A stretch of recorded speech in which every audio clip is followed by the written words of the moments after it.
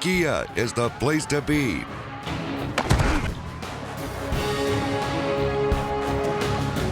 Catch Max Williams along with Zach Brown and Ray Robinson. Crossroads Football Live, presented by Victoria Kia, the ultimate destination for South Texas football. Sponsored by Palace Bingo, Victoria All Sports, Frost Bank, Crossroads Football Live, presented by Victory Kia.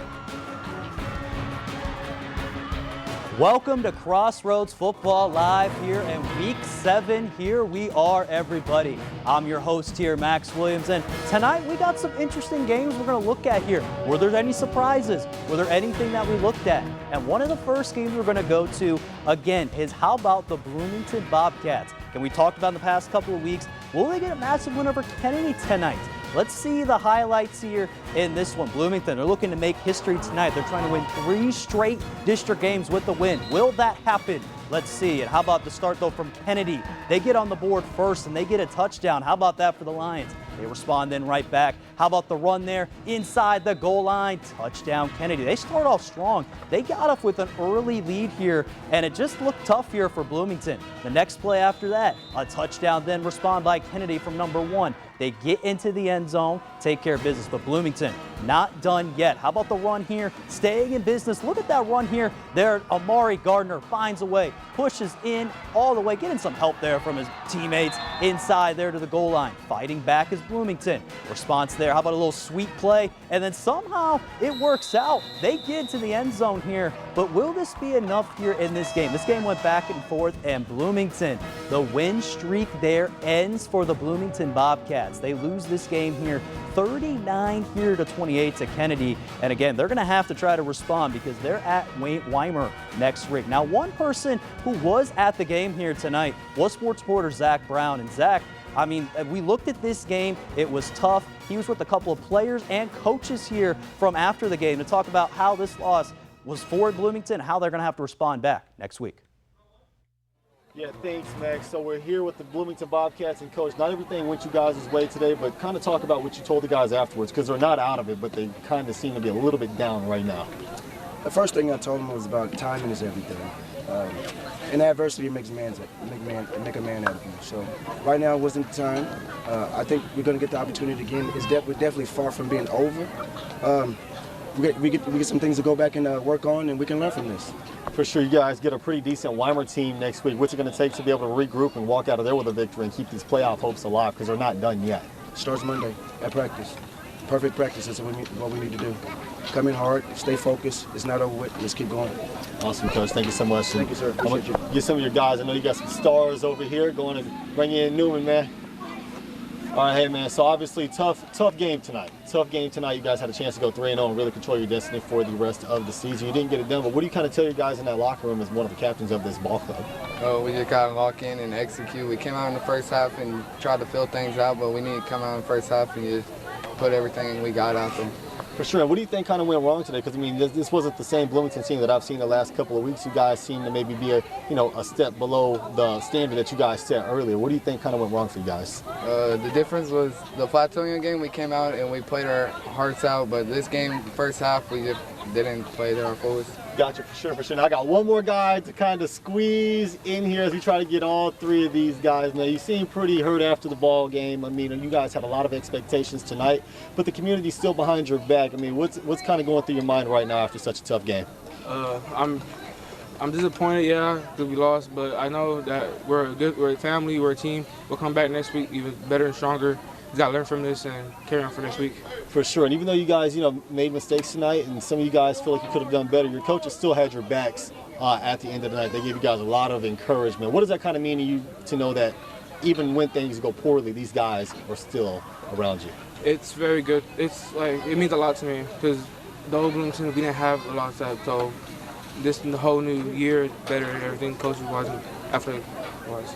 For sure. Then how are you guys going to put this one behind you and move forward?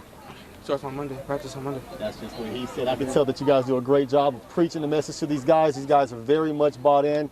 Playoff hopes not done yet, but they will need to regroup. They get a tough Weimar team next week. Reporting from Bloomington, Zach Brown, KVU TV 25, News Now Sports.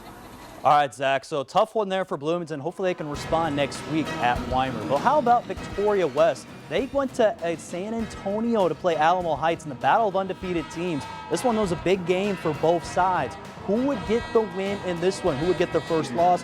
Who would get their first win in this game? Both of these teams, again, you had great coaches that came in, you got great players that have come in, and that's something you got to look at here in a battle of two undefeated teams. And here's the start of the highlights. Alamo Heights, they got here on the board first. How about this run here from Patrick Aracia? He takes it 61 yards untouched to the end zone, and a quick early strike here from, again, Alamo Heights, up 7-0 in this game. And again, for Alamo Heights, this is a team that's one of the top teams that are here in this area. They know how it is playing, again, the first time they're playing as district opponents. And then after this, coming up here, the backup here, how about a little QB Wildcat situation? This is Abel Martinez taking it in to the end. A little high step in there to the end zone, and a touchdown there for Alamo Heights. 14-0 lead, and again, they're taking care of control of this ball game here between both sides. And again, with the 14-0 lead, will they keep adding on some scores and updates here? And how about this? Another play, the quarterback here, look at this here from Mickler. He hands it right back off here to Aragia. And look at this. How about just Bid's little play? Gets into the end zone, 21-0. And then at the end of the day, this game, I mean, West got a couple of scores, but it didn't really turn out to be what they wanted to. The final score, 56-28. Alamo Heights gets the win here in this one. Victoria West, that is a tough one there for them. And again, now, how will they respond going into next week against Bernie? And then again, how about another team here? What about Victoria East here? They again had a tough game. This is the final score, but they actually, no, pardon me, they get the job done. West had the tough game, everybody. Victoria East took care of business against the MacArthur Brahmas, 36-0 here. And again, good there for John Ford. A little bit of confidence boost for them getting their second win of the season. Now, speaking here of Victoria East, how about again, who would be our band of the week here this week? And it will go to, yes, we just mentioned their name, Victoria East Titans. Again, props up there to obviously the band director there for Victoria East is Carlos Gonzalez, and also props up to the other team as well, Bishop McGee, Meredith D. Lean, and then also Aaron Rice, again, for helping them out, and props up for Victoria East Titans for being our band of the week. Now stay with us here on Crossroads Football Live. We're going to check in with Ganado and see how Ray Robinson thought about this game here coming up. Also, we got Cuero, Refugio, and much more coming up on Crossroads Football Live.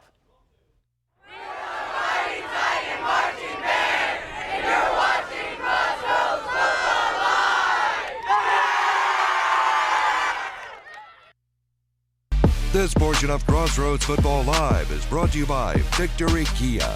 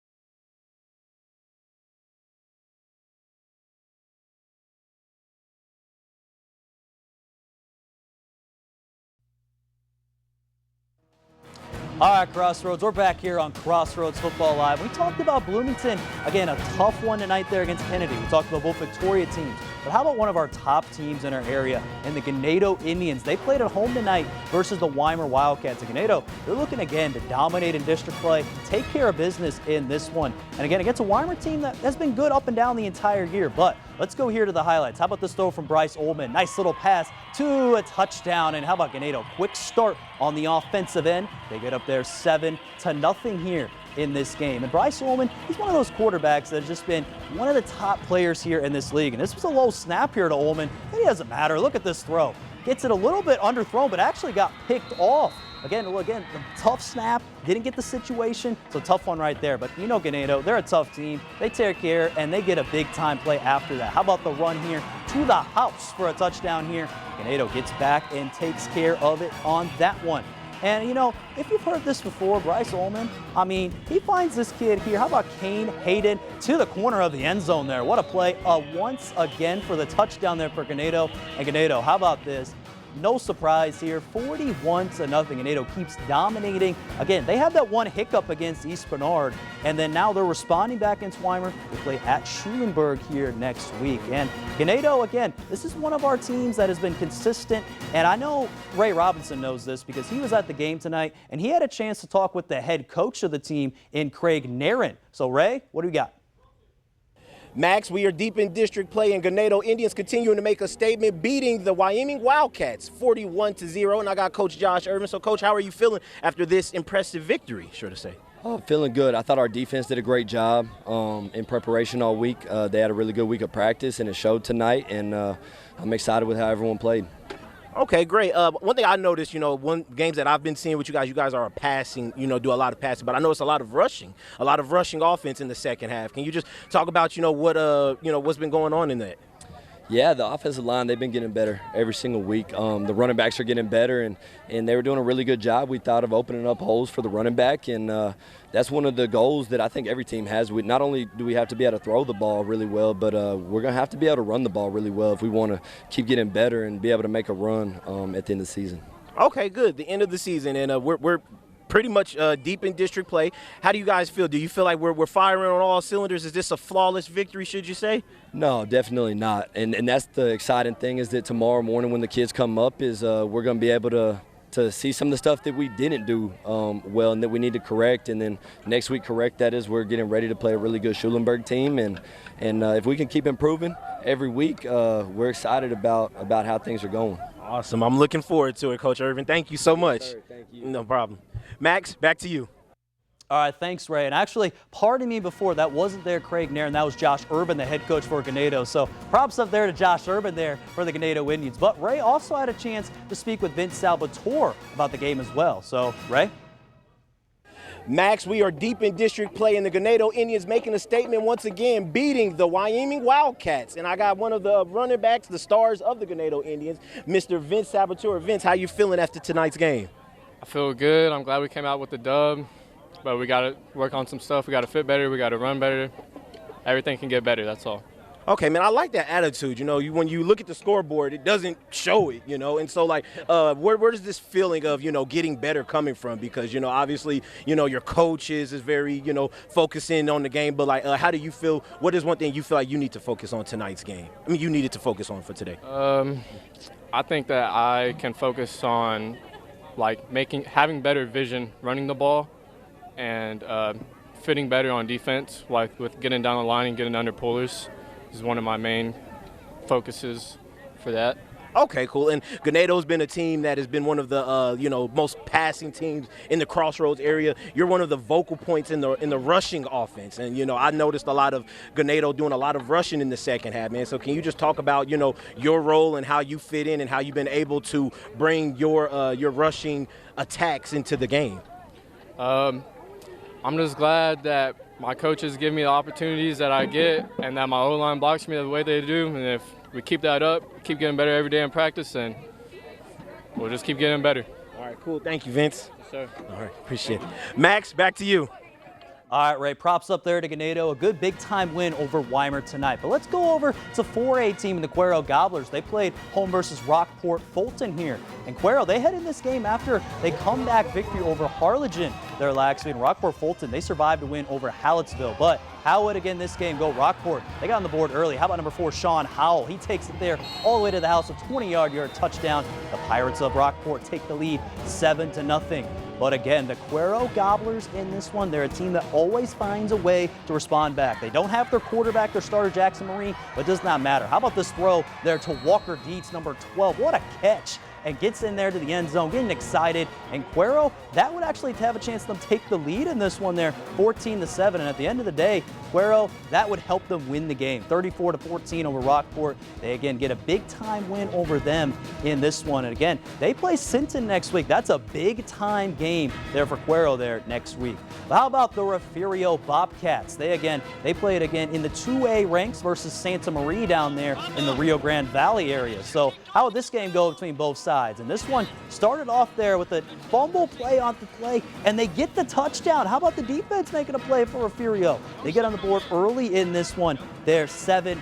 And Refugio, this is again a team that has been all over. Look at them get excited on this play because Refugio knows they've been an offensive team, but the defense has shown up as late too for the Refugio Bobcats in this game as well. But then at also another couple plays, Refugio, they found a way to get another score. And at the end of the day, they got other scores, big time plays. It doesn't matter. Refugio won 68-0 over Santa Maria. Just like Ganado, they're taking care of business in 2A. And now they get to go on their bye week here next week there before they again try to play the Freer Buckaroos there in 2 weeks. Let's go over here to 3A. How about the Goliad Tigers? They travel down to Corpus Christi area to face the London Pirates. And Goliad, they're trying to build some confidence in this season. So the opening kickoff. How about this play here look at the play here on it for London. They get in great field position after the play like that for the Pirates. The crowd getting excited there for London. Now how about the quarterback for London, Alexander Manning? His little pitch out there to Zachariah Chapa for a big gain on the opening drive. But the opening drive would stall there, and Goliad Tigers now have the ball. And we've talked about this. He was our athlete of the week this week. And how about Lamont Franklin? He's showing why he deserved to be the athlete of the week this week. Makes a couple of tackles, players miss. Goliad gets up 7-0 early in this game. But then after that, this game went back and forth. How about then again, Manning completes this pass down there. Nice little play down there to the sideline, and he gets a big play on it. But this game always went back and forth. There was a lot of different things, but Goliad, right? They get the job done. 40-14 over London there tonight. And again, they play Orange Grove, and again, they play Palacios. We'll show you those highlights and the score of that game later tonight. Now, how about the Edna Cowboys? They again played here home versus the Mathis Pirates here tonight. And a lot of people thought this could be on upset alert this week when we had my viewer poll here earlier in the week. Will that be the case? Let's check it out. And again, starting off things for Edna. They get down here, a fumble on the play, and for Carson Schutte, it's a big mistake. But then Edna, how about this play? We talked about a big-time response. Braylon Harris lines it up, says, listen, man, I'm going to take it to the running back, handing it off, and he gets there to the end zone. Big-time score. Then how about this play? Good little play. And how about outside run? Untouched. Braylon Harris to the touchdown. It's 14-0 Cowboys here in the first quarter. And Edna decide to showcase some of their big-time throwing ability because, again, how about then for Jay Schubert? Deep throw down there. Gets it there to Hunter Baring, and he finds there the end zone for the touchdown. And that just shows how Edna dominates. We saw Refugio dominate. We saw Ganado dominate. And Edna does the same over Mathis. No upset in mind in this one. 55-0. They play against London, the team we just saw. They got beat by Goliad there next week. And now stay with us here on Crossroads Football Live. We're going to check in with Yorktown, Yoakum, and Industrial when we come back here on Crossroads Football Live. We're the Yorktown High School cheerleaders, and you're watching Crossroads Football Live. This portion of Crossroads Football Live is brought to you by Frost Bank. Exactly what you unexpected.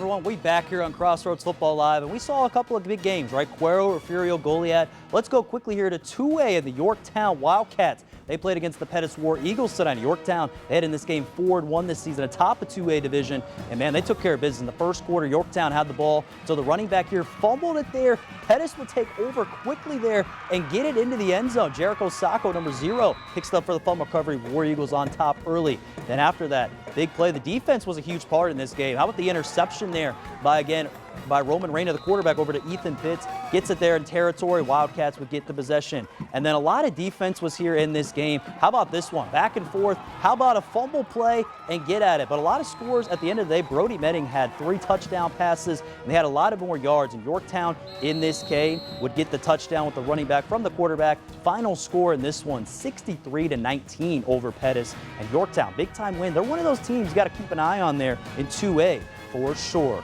How about the Yoakum Bulldogs? They played against the Hempstead Bobcats earlier today. They start off quickly there on defense. They get the fumble recovery, and then just like that, how about this play? Trey Cuellar, how about the running back? Barnaby there actually gets the touchdown. Big time play for Yoakum. They get on the board there early and start off well. And then speaking of Trey Cuellar, this is what he can do. He can make a lot of plays. He runs there to the outside. How about no one even touches him there to the end zone? And Yoakum, they get on the board quickly. And Trey Cuellar, his elusiveness, there's a big touchdown pass there to Xavier Barnett. And Yoakum would win this game here with the final score here in this game being, after the touchdown there from Trey Cuellar, 55-14 here in this one. Yoakum, they look in control, but they got Columbus next week. That is a big-time game. How will that game go? We'll see next week. How about the Industrial Cobras? Again, they don't have head coach Craig Nairn after he resigned from the team earlier in the week. So the defensive coordinator, Alan Fellers, named the interim head coach, was the quarterback here for Industrial versus Van Fleck. How would this game go? Well, it started off quickly for Industrial. How about Jeffries, number 2, taking it there into the end zone, untouched. No one even gets him there. 7-0 quickly there for Industrial here in this game. But can Van Fleck try to turn it around? They get good field position from Industrial after a mistake there from Van Fleck. And how about this kid, Cooper Martin? Breaks a couple of plays, finds the end zone there. I don't even know how he got through there, and he got it done. And that would just be, at the end of the day, the job that needed for Industrial. 35-21 was the final score. They're again at Rice Consolidated there next week.